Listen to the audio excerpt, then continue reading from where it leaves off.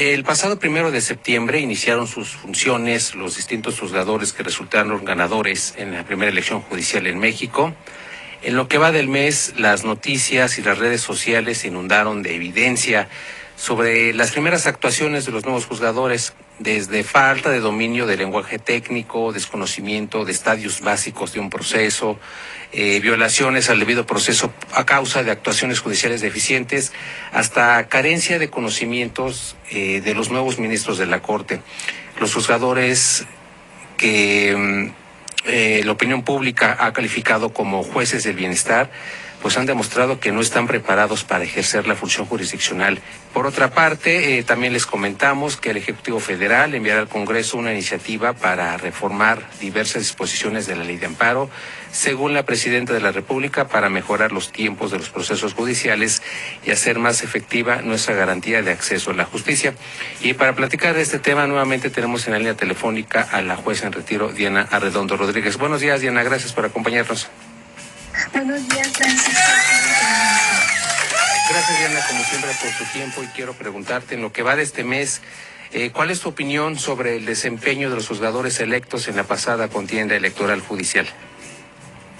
Ok, Francisco, para empezar, en el mundo del revés que vivimos, por primera vez en la historia, vimos la realización de un curso express de especialización para personas juzgadoras electas edición 2025, que se verificó del 8 al 12 de septiembre, en el que las nuevas personas juzgadoras se prepararon, si es que esto es posible, para las tareas que deberán desempeñar en adelante.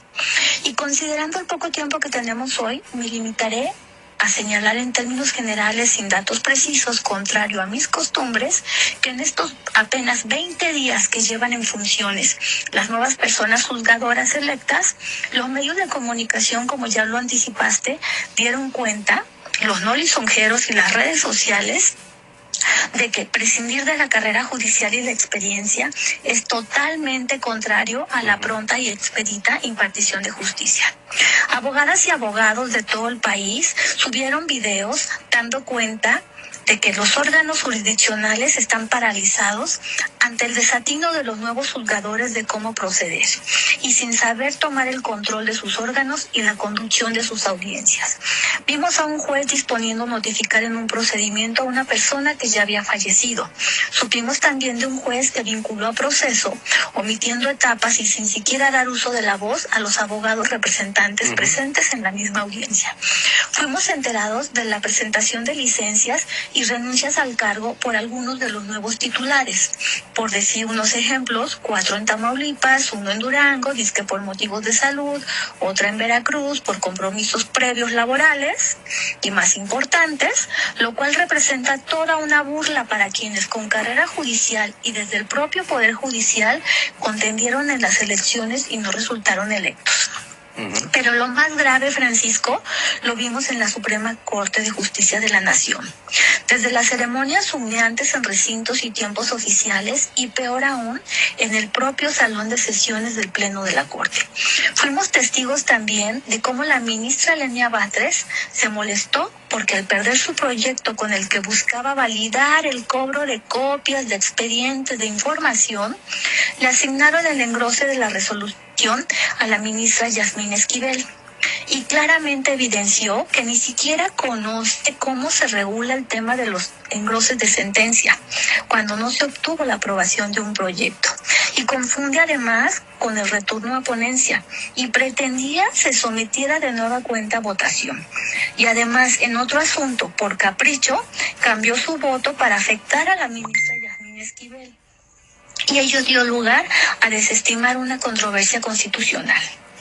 Pero lo más vergonzoso y ofensivo fue presenciar que el 12 de septiembre, en sesión del Pleno, la nueva ministra María Estela Ríos González renunció expresamente a interpretar la Constitución.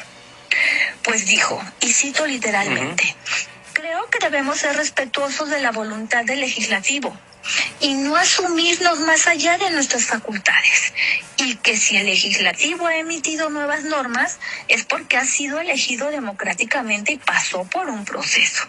Y agregó además que la Suprema Corte está asumiendo facultades que no le corresponden al Poder Judicial. Esta conducta evidencia, además de su improvisación y su impericia, por decirlo de buena manera, su completa alineación con la cuarta y con la reforma de supremacía legislativa aprobada por la planadora morenista.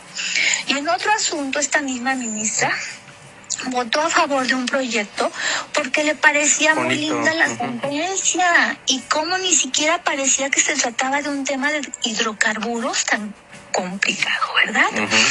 Y finalmente destaco, Francisco, las palabras del propio ministro presidente Hugo Aguilar al percatarse de que la chamba no es tan fácil como pensaban, y en las que hace un llamado a los nuevos titulares, jueces y magistrados para no prescindir tan a bote pronto, tan solo al arribar al órgano de su adscripción, de los talentos y la experiencia del personal de carrera.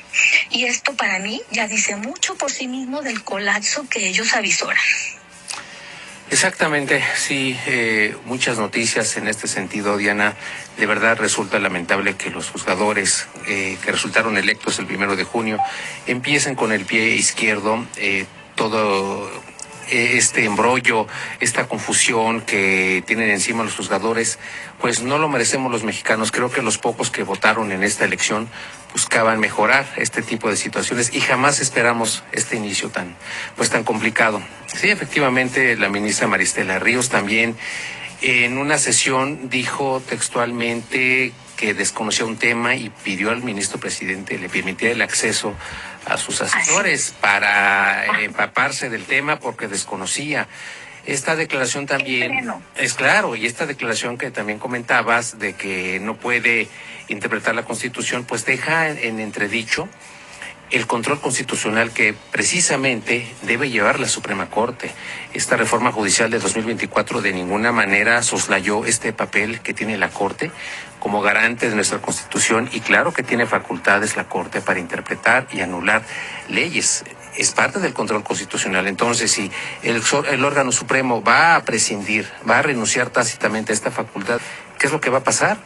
O sea, ¿quién va a interpretar la Constitución de manera imparcial, de manera objetiva, guardando en todo momento el sano equilibrio entre poderes? Pues obviamente deja mucho que desear y apenas estamos comenzando, Diana. Y otro punto importante que quiero platicar contigo y que obviamente forma parte de este paquete de reformas de la ya conocida reforma judicial es ahora las modificaciones a la ley de amparo que ha iniciado el Ejecutivo Federal. Ya se han citado algunos temas que van a ser modificados, entre ellos disposiciones importantes en materia de suspensión, cuándo procede, cuándo sí, cuándo no, se va a dar facultades a ciertas autoridades para determinar si un acto puede ser anulado o no. En fin, son muchas situaciones que la mayoría de la gente desconoce. Sin embargo, este tipo de reformas pues no nos extraña porque es parte de la misma disposición del oficialismo en turno. Y en ese sentido quiero preguntarte, Diana, pues ¿cuál es tu opinión sobre la iniciativa de reforma a la ley de amparo ya presentada por el Ejecutivo Federal? Ok, Francisco, comienzo señalando que cuando se llevaron a cabo los 8 foros itinerantes de análisis de la reforma judicial, que no fueron más que simulaciones, se dijo por parte de los propios legisladores que no se iban a hacer modificaciones importantes a la ley de amparo. Sí, que no iba a haber una modificación importante a lo que es el juicio de amparo en sí mismo. Y esta reforma, pues, esta propuesta de reforma presentada por la presidenta Sheinbaum el 16 de septiembre, en plenos festejos patrios, suena irónico. Además, es como una burla para el pueblo bueno que los defiende. Pues ha prendido las alertas en toda la comunidad jurídica, particularmente entre los constitucionalistas y los expertos en juicio de amparo, ¿sí? Pues se hizo sin consenso, ¿sí? No se convocó a nadie a mesas de trabajo ni de análisis previas, ¿sí? No se reformó la Constitución en sí misma, porque la ley de amparo emana es la que regula los artículos 103 y 107 constitucionales, y estos no fueron modificados. Pues la reforma se propone directamente a la ley que los regula, ¿sí? Y desde mi punto de vista, esta propuesta en su integralidad me parece gravísima, por aquello de el atole con el dedo con el que ya hemos aprendido a convivir estos últimos 7 años. Y porque si bien pudiera tener mínimas partes favorables, lo cierto es que en general es regresiva, dado que en apariencia la propuesta se enfoca en acelerar los juicios y en combatir la lentitud judicial. Pero ya sabemos cuáles son las formas correctas de combatirla, y esta reforma no se enfoca a ello, ¿sí? Y a esto se constriñe lo poco que le veo de favorable, como el establecimiento por primera vez en la propia ley de amparo de un término máximo de 60 días naturales para dictar la sentencia después de celebrada la audiencia constitucional. Sin embargo, Francisco, esto solo recoge lo que la jurisprudencia existente al respecto ya establece, ¿sí? Así que no tiene mayor mérito. Además, me preocupa que habrá que ver si la mitad de juzgadores federales actuales, producto de la tómbola y del acordeón, tienen la capacidad de hacerlo, de resolver dentro de esos plazos de 60 días naturales, ¿sí? Aunado a las cuatas y cuates que están llegando producto del despido de trabajadores y de las renuncias incluso presentadas por los mismos secretarios de estudio y cuenta, ¿no? Que son los que respaldan y sostienen la labor de las personas juzgadoras. Y en esta tónica la propuesta señala que se busca asegurar que los expedientes estén completos antes de la audiencia, ¿sí? Y para ello, además, se restringe la posibilidad de ampliar el plazo, para ofrecer pruebas si la audiencia se aplaza. Y esto contraviene el derecho a la defensa y el principio contradictorio. Además, la otra parte buena de la propuesta, con sus matices, es por lo que da el impulso del juicio del amparo digital para modernizar los procesos, con plazos transitorios para la adecuación del sistema electrónico y la creación de perfiles para las autoridades, ¿no? Sin embargo, esto no es novedoso, Francisco.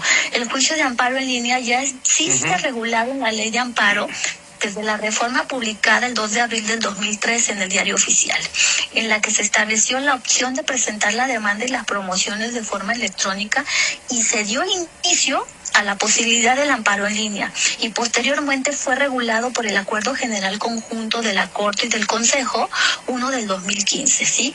Que reguló de manera más específica los servicios tecnológicos para la tramitación electrónica del juicio de amparo. Además, habrá que ver qué tan accesible es para la población en general el acceder al amparo en línea, atentos los distintos contextos y las carencias de servicio de Internet en ciertas zonas. Y hasta aquí me quedo en lo que yo pudiera llamar las bondades de la propuesta de reforma, y lo digo entre comillas por las razones que me referí.